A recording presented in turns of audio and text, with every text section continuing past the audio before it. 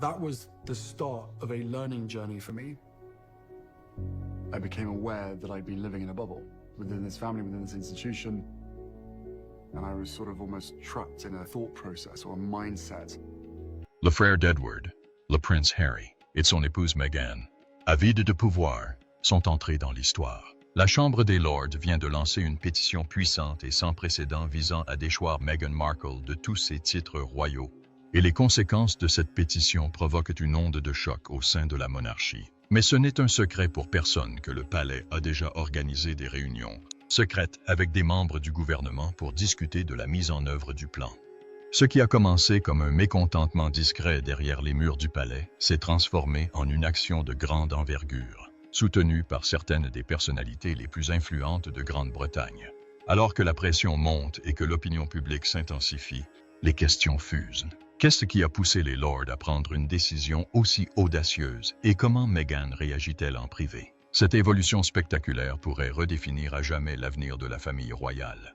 Meghan Markle affronte la colère de la Chambre des Lords. Dans les couloirs feutrés de Westminster, où tradition ancestrale et pouvoir moderne se rencontrent, un événement sans précédent se joue et Meghan Markle en est au cœur. Non pas dans un scandale de tabloïd ou un documentaire Netflix, mais dans l'institution même qui définit l'autorité britannique, la Chambre des Lords. Sur le papier, cela peut ressembler à une simple pétition, mais en réalité, c'est le premier acte de ce qui pourrait devenir un véritable référendum constitutionnel. Une mesure directe visant à dépouiller Meghan Markle de toute trace de son statut royal. Ce ne sont plus de simples rumeurs, c'est officiel. En mai 2025, de hauts responsables du Parlement britannique ont déposé une pétition officielle visant les titres de duc et de duchesse de Sussex. Meghan et le prince Harry ont conservé ces titres même après avoir quitté leur fonction royale en 2020. Cette initiative a suscité une vive réaction politique et publique. Cette fois, ce ne sont pas les médias ni les initiés du palais qui suscitent l'inquiétude, mais les rouages même de la gouvernance britannique et Meghan, au centre de l'attention. Des articles du New York Post et du magazine OK décrivent une frustration croissante au Royaume-Uni, notamment après l'interview très critiquée du prince Harry sur la BBC, un moment qui, selon beaucoup, a encore davantage éloigné le couple du public britannique. Pourtant, c'est l'ambition perçue de Meghan et son maintien dans un style royal malgré son départ de ses fonctions qui suscite aujourd'hui l'indignation des législateurs. La motion n'a pas été présentée par des critiques marginaux. Elle est soutenue par des pairs conservateurs de haut rang et des lords chevronnés, qui estiment que les Sussex, et notamment Meghan, ont exploité le privilège royal tout en rejetant ouvertement toute responsabilité royale. Et même si Harry conserve le titre, c'est Meghan qui est perçue comme le moteur de leur image de célébrité. La réaction négative n'est pas seulement politique, elle est personnelle. Des sources internes au palais laissent entendre qu'une méfiance ancienne existe, depuis le désormais tristement célèbre sommet de Sandringham en janvier 2020, où Meghan aurait été exclue des négociations finales sur les rôles royaux, de crainte qu'elle n'enregistre les débats. Depuis, les rumeurs de tension ont laissé place à une hostilité ouverte. Un proche de la famille royale affirme que, derrière les murs du palais, des discussions couvaient depuis des années, mais que le déclencheur a été lorsque Meghan a continué à user de son style d'altesse royale, malgré son accord public et formel préalable. Dans les cercles royaux, ce n'est pas une simple erreur, c'est un abus de confiance. Le préfixe « sœur » n'est pas un simple symbole, il est réservé aux membres actifs de la famille royale, un signe de service actif et non de célébrité. Ceux qui le portent sont censés servir et non tirer profit. Et pourtant, le nom de Meghan, avec tout son poids royal, continue d'apparaître dans des partenariats de production et des projets bien en dehors du cadre du service royal. Aujourd'hui, des sources internes affirment que la pression atteint son paroxysme. La pétition, bien qu'encore à ses débuts, marque un tournant radical. Pour Meghan, ce n'est plus seulement une question d'opinion publique, c'est l'institution qu'elle a autrefois tenté de remodeler qui pourrait désormais façonner son destin. En coulisses, les lords affinent leurs outils juridiques, et le nom de Meghan figure en tête de liste. Mais que se passerait-il si le système même que Meghan a tenté de quitter était désormais déterminé à l'anéantir? Restez connectés. Le Parlement riposte. Le statut royal de Meghan est désormais remis en question.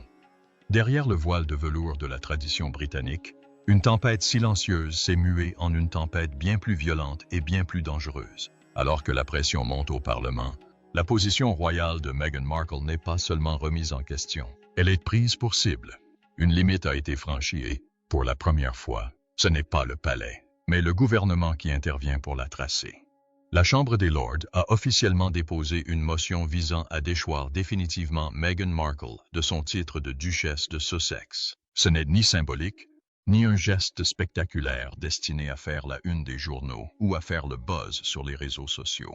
Il s'agit d'une mesure législative, débattue au sein de la chambre la plus puissante du Royaume-Uni, qui bouleverse le scénario que Meghan pensait pouvoir contrôler.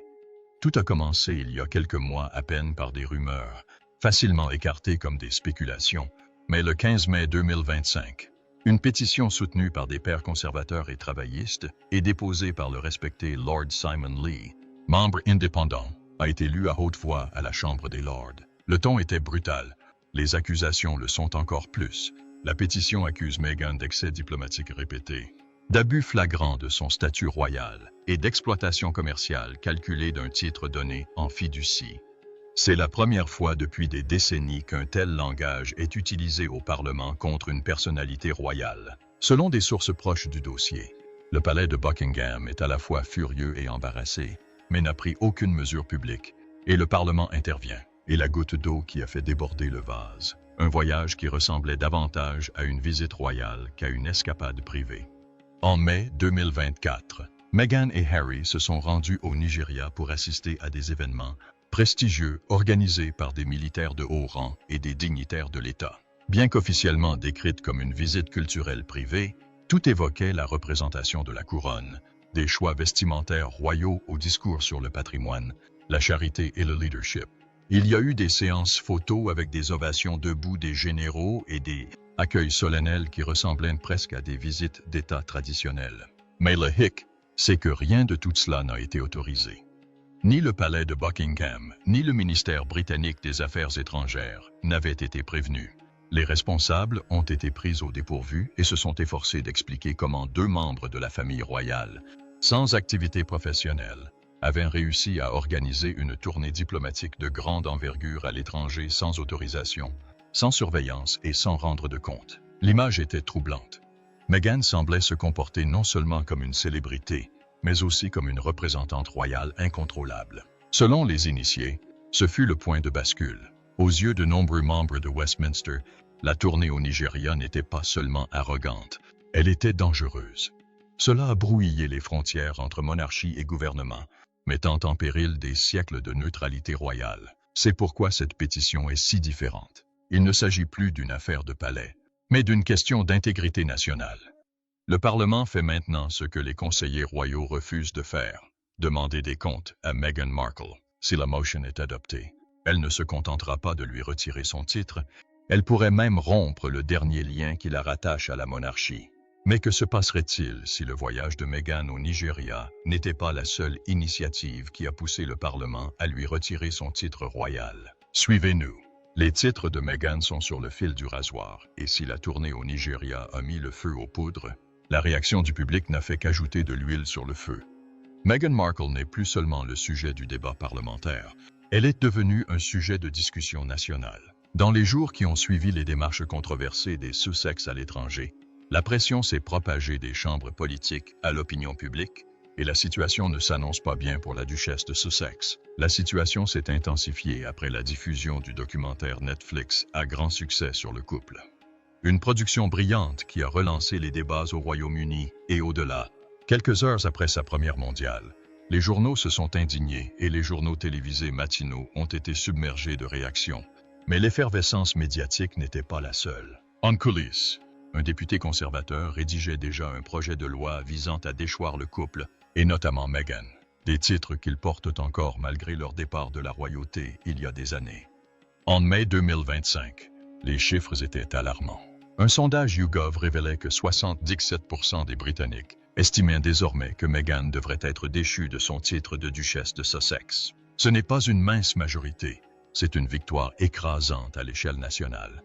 Même l'interview explosive d'Oprah en 2021 n'a pas suscité une telle réaction unifiée. Et ce changement ne se limite pas aux royalistes traditionnels ou aux partisans de la ligne dure.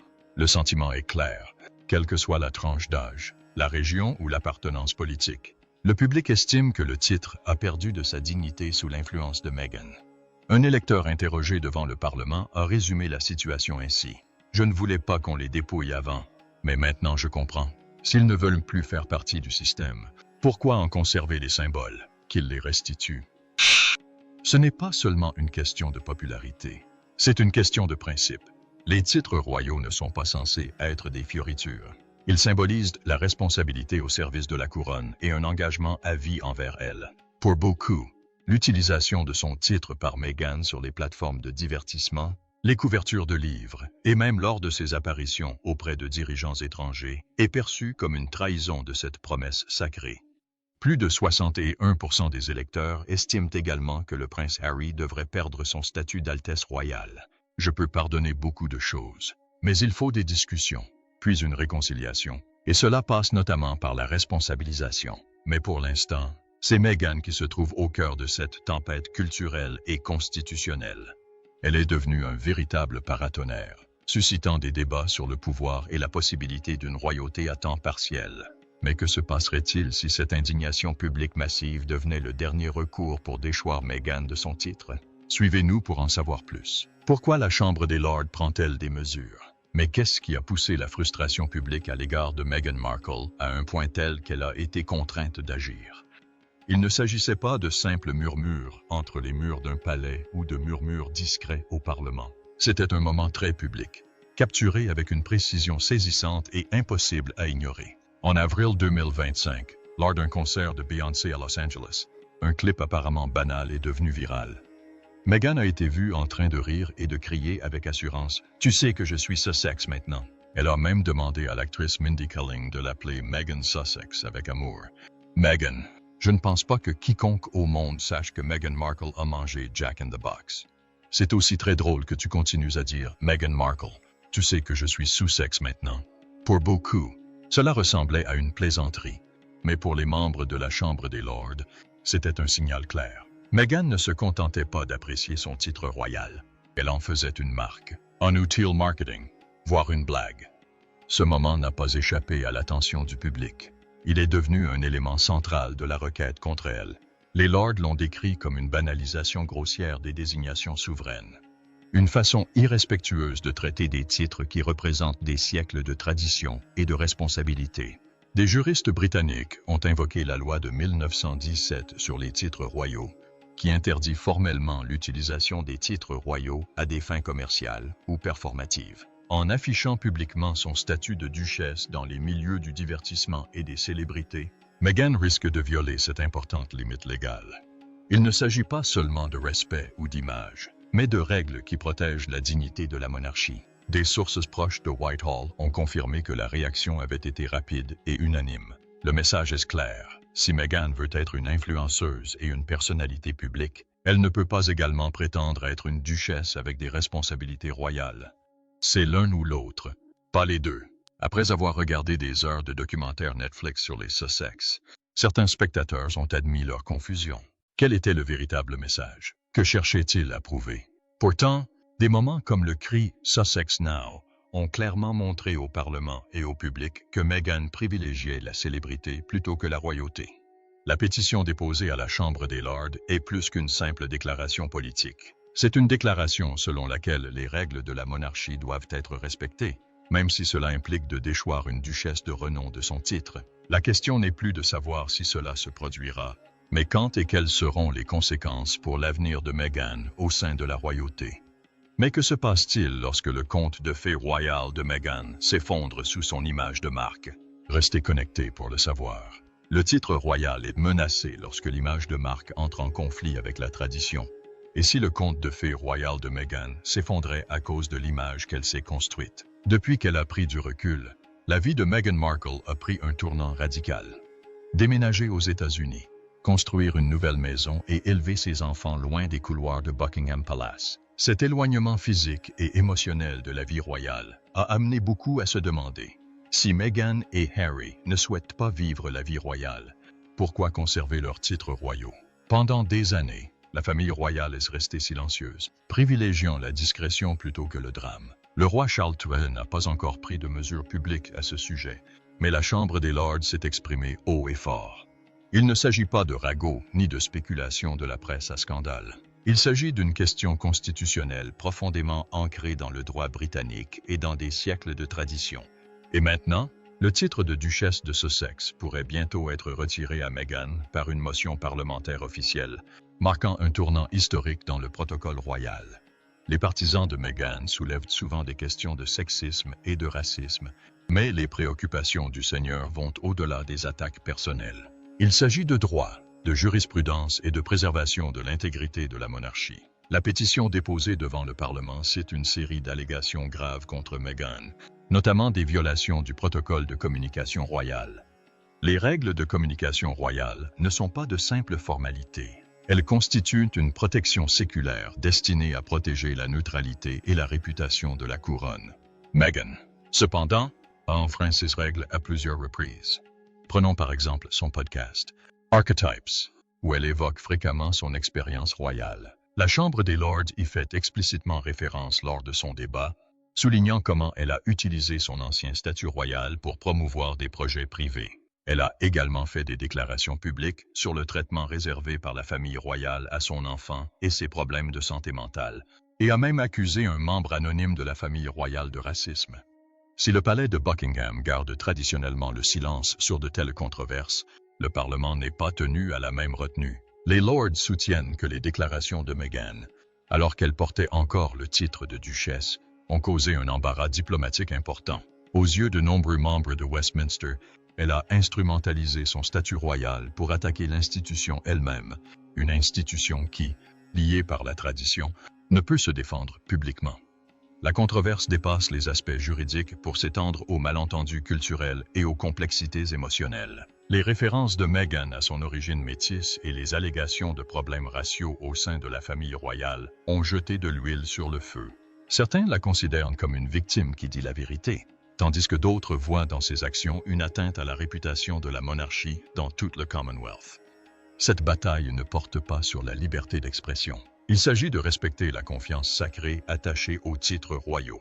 Le prestige de la monarchie repose sur des règles séculaires, et les révélations publiques de Meghan et l'utilisation commerciale de son titre sont perçues comme un franchissement de ligne irréversible. La question demeure. Meghan pourra-t-elle conserver son identité royale tout en vivant sa vie comme elle l'entend, ou le poids de sa stratégie de marque finira-t-il par anéantir le conte de fées qu'elle a vécu? Le drame parlementaire qui se joue à la Chambre des Lords de Londres pourrait bien apporter la réponse, et le monde entier l'observe de près. Mais que se passe-t-il lorsque la tradition royale entre en conflit avec la stratégie de marque personnelle? Restez connectés. Cette histoire est loin d'être terminée, quand la royauté rencontre la réalité. Suite à la vague croissante de critiques, la Chambre des Lords a concentré son attention sur ce qu'elle qualifie de commercialisation flagrante de la royauté par Meghan Markle. Il ne s'agit pas seulement d'un titre ou d'un rôle public. Il s'agit de la manière dont Meghan, aux côtés du prince Harry, a transformé le privilège royal en une marque prestigieuse. Et cette marque est désormais sous haute surveillance. Ces accords lucratifs avec les géants du streaming Spotify et Netflix sont au cœur de la tempête. Il ne s'agissait pas de simples contrats de divertissement. Ils étaient méticuleusement commercialisés sous la marque Sussex. Le documentaire Netflix de 2022, par exemple, s'est ouvert avec Meghan et Harry présents, mettant en avant leurs identités royales dans une production soignée. Un choix audacieux, mêlant la grandeur de la royauté à l'univers de la télé-réalité, une décision qui n'est pas passée inaperçue à Buckingham Palace ni dans les couloirs de Westminster. L'aspect commercial ne s'est pas arrêté là. Meghan et Harry ont même tenté de déposer les noms d'Archewell et de Sussex Royal comme marque mondiale, une démarche manifeste pour protéger et monétiser leur association royale. Cependant, lorsque la reine elle-même est intervenue, l'utilisation du terme « royal » dans les produits dérivés a été bloquée, les forçant à reculer. La Chambre des Lords qualifie ces tentatives d'exploitation commerciale non autorisées du statut de noblesse. Cette phrase illustre la gravité du problème. Transformer des titres royaux séculaires en logos commerciaux et en produits de divertissement est sans précédent. Et le Parlement envisage sérieusement de justifier la révocation du titre de duchesse de Sussex de Meghan. Plus que l'argent et les marques déposées, la pétition s'attaque aux relations de Meghan avec les médias. Elle a fréquemment participé à des interviews de presse, a subi et parfois encouragé, des poursuites de paparazzi et a fait la une des journaux avec des incidents comme la prétendue course-poursuite à New York. La police de New York a qualifié ces faits d'exagérés, mais ils sont devenus un élément clé de son récit de victimisation. Les Lords considèrent cette présence médiatique comme un spectacle délibéré et auto-infligé, qui porte atteinte à la dignité des titres royaux britanniques. Tandis que Meghan et Harry conservent leur notoriété, les Lords mettent en avant d'autres membres de la famille royale qui ont discrètement servi le public, sans consacrer leur vie à des émissions de télévision ou des podcasts. La princesse Alexandra, par exemple, est citée comme un contraste. Celle qui s'acquitte de ses devoirs royaux avec humilité et discrétion, loin des projecteurs des médias à sensation. Pour la Chambre des Lords, il ne s'agit pas seulement d'une question de choix personnel ou de stratégie médiatique. Il en va de l'intégrité d'une institution vieille de plusieurs siècles. Les titres royaux sont porteurs de poids, de respect et de responsabilité, et les législateurs affirment que les actions de Meghan ont dépassé leurs limites, en mêlant célébrité et royauté. Meghan Markle a peut-être réécrit les règles, mais non sans conséquence. La question est désormais de savoir si le Parlement donnera suite à cette pétition et déchoira Meghan de son titre de duchesse, transformant ainsi ce drame royal en un moment constitutionnel historique. Le conflit entre tradition et image de marque moderne se joue sous les yeux du monde entier et les enjeux sont on ne peut plus importants. Mais que se passe-t-il lorsque des siècles de tradition royale entrent en collision avec la machine médiatique hollywoodienne? Le dilemme de la duchesse. Cette question résonne désormais dans les couloirs majestueux de Westminster, où l'usage, ou l'abus, de son titre par Meghan Markle ne relève plus seulement du débat royal. C'est une crise constitutionnelle en plein essor. Après la tempête de ses entreprises médiatisées et de ses apparitions publiques sans complexe, le Parlement ne se contente plus de murmurer son mécontentement. Il s'agit de parler de législation. La Chambre des Lords a clairement indiqué que le conte de fées royal de Meghan s'est heurté de plein fouet au mur du droit britannique et que les dommages pourraient être irréversibles. En mai 2024, la duchesse de Sussex a fait la une des journaux lors d'une visite non officielle au Nigeria, où elle a été vue s'adressant à des dignitaires, posant avec des responsables militaires et prononçant des discours, vêtue d'une tenue traditionnelle élaborée. À première vue, ce voyage ressemblait à un voyage personnel, mais pour beaucoup au Parlement, il ressemblait dangereusement à une visite royale non autorisée. Buckingham Palace et le ministère des Affaires étrangères étant totalement à l'écart. Ces actions ont brouillé la frontière entre activisme des célébrités et représentation diplomatique, une ligne que les membres de la famille royale ont interdiction de franchir sans surveillance. Et pourtant, Meghan l'a franchi sans ménagement. La Chambre des Lords n'a pas considéré cela comme un simple engagement culturel. Elle l'a qualifié de menace constitutionnelle. Son utilisation continue du titre de duchesse de Sussex dans de tels contextes donnait l'illusion d'une représentation officielle, confondant la politique étrangère britannique et la neutralité de la couronne, valeur que la monarchie défend farouchement depuis des siècles. Mais le véritable point d'éclair s'est produit bien plus tôt. La tristement célèbre interview d'Oprah en 2021 continue de peser sur elle. Lors de cette interview désormais légendaire, Meghan a formulé des allégations audacieuses sur le racisme au sein de la famille royale, sans toutefois dévoiler l'identité des accusés. Ce fut une véritable bombe qui a provoqué une onde de choc dans tout le Commonwealth. Les Lords affirment aujourd'hui qu'il ne s'agissait pas d'un acte de courage, mais d'un sabotage institutionnel, perpétré sous la protection d'une. Elle a lancé une campagne médiatique à sa sortie, tout en portant le nom de la couronne. Et ce que le Parlement trouve peut-être le plus impardonnable n'est pas seulement le spectacle, c'est la stratégie. Meghan n'a pas simplement quitté la famille royale, elle a transformé son départ en divertissement. Netflix, Spotify, les livres, les podcasts, tout cela présenté non pas comme Meghan Markle, l'individu, mais comme la duchesse de Sussex, une marque royale reconnue mondialement. Du documentaire Netflix de 2022, qui s'ouvrait sur leurs titres royaux et leur police officielle, à la tentative de dépôt de marque de Sussex Royal et d'Archewell, le message était clair, la monarchie était satisfaite, et Meghan en était la productrice. Même après l'intervention de la reine Elisabeth II début 2020 pour bloquer l'utilisation commerciale du titre Royal, les Sussex se sont contentés d'adapter l'emballage. Les Lords appellent cela par son nom, une exploitation commerciale non autorisée d'un titre de noblesse, non seulement de mauvais goût, mais aussi en violation des codes d'honneur historiques. Aujourd'hui, pour la première fois dans l'histoire moderne, une requête officielle a été déposée devant la Chambre des Lords pour que le titre de duchesse de Meghan soit légalement retiré. Les Lords citent l'opinion publique comme un facteur déterminant. Un sondage YouGov de mai 2025 a révélé que 77% des Britanniques étaient favorables à la déchéance de son titre, soit le plus fort sentiment anti-royal jamais enregistré contre un membre de la famille royale en vie. Pour beaucoup, la frontière entre duchesse et influenceuse est devenue irrémédiablement floue. Meghan Markle, affirme-t-il, n'est pas une fonctionnaire. Elle ne vit pas en Grande-Bretagne, n'exerce pas de fonction royale et ne défend pas les valeurs de la couronne. Elle vit à Montecito, foule les tapis rouges, signe des contrats de production de plusieurs millions de dollars et s'installe dans les loges VIP des concerts de Beyoncé. Et pourtant, elle continue de détenir et de promouvoir un titre qui n'a jamais été destiné à devenir une marque. La Chambre des Lords ne pose plus de questions. Elle agit. La tolérance discrète et polie s'est fissurée. Ce qui n'était au départ qu'un malaise public s'est transformé en un appel officiel à l'action.